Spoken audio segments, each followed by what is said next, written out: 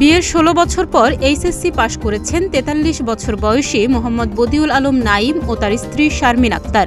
নাইম পেয়েছেন জিপিএ 4.29 এবং ৩৩ বছর বয়সী শারমিন পেয়েছেন জিপিএ 4.5।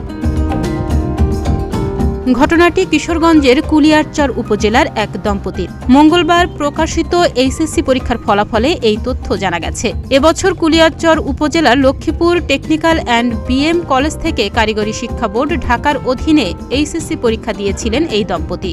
আমরা যখন পরীক্ষার হলে যা বসছি বা ক্লাসে গেছি, আমাদের দিকে তো সবাই তাকায় থাকতো। যদি লজ্জা করতো তাহলে তো আমরা পড়াশোনা করতে পারতাম। কিন্তু যখন সবার সাথে মিশে কথাবার্তা বলে পরিচিত হলাম, সবাই ওরা তখন আমাদেরকে ক্লাসমেট হিসেবে মনে করছে। তখন ওরা বুঝতে পারছে না শিক্ষার কোনো বয়স নাই। আমার বাবা মা অনেক ছোটবেলা থেকে অনেক ইচ্ছা ছিল পড়াশোনা করার, কিন্তু তারা পড়াশোনা করতে পারেনি। এই বয়সে এসে তারা কাজের ফাঁকে ফাঁকে পড়াশোনা করে এখন একটা ভালো রেজাল্ট করেছে। আমি চাই যাতে সবাই এমন করে পড়াশোনা যারা করতে পারে না, আমার বাবা মার মতো তারা যেন এই বয়সে এসে পড়াশোনা করে।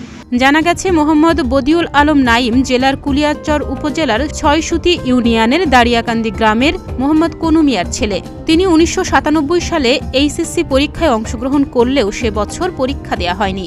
২০০৮ সালে কুমিল্লা জেলার হোমনা থানায় মঙ্গলকান্দি গ্রামের মোহাম্মদ ইসমাইল হোসেনের মেয়ে শারমিনকে বিয়ে করেন তিনি।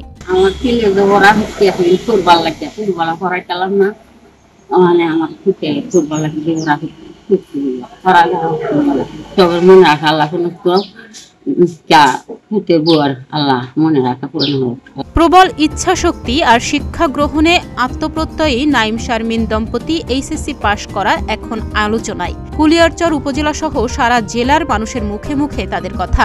তাদের প্রশংসাও করছেন শিক্ষকরা। বয়স এনাদের বেশি ছিল, একজনের 40 আপ, একজন 30 আপ ছিল। সব বিষয়ে কোঅপারেট করছে, রেগুলার ক্লাস করছে। আমরা চেষ্টা করছি সাধ্যমতো ওনাদেরকে শিক্ষা দেওয়ার জন্য। ওনাদের আগ্রহ ছিল খুবই, ওনাদের শিক্ষার আগ্রহ ছিল, কোনো চাকরি বা কোনো অন্য আশায় ছিল না। ওনারা পরীক্ষা দিছে এবং পাশও করছে, গর্বের সহিত পাশ করছে।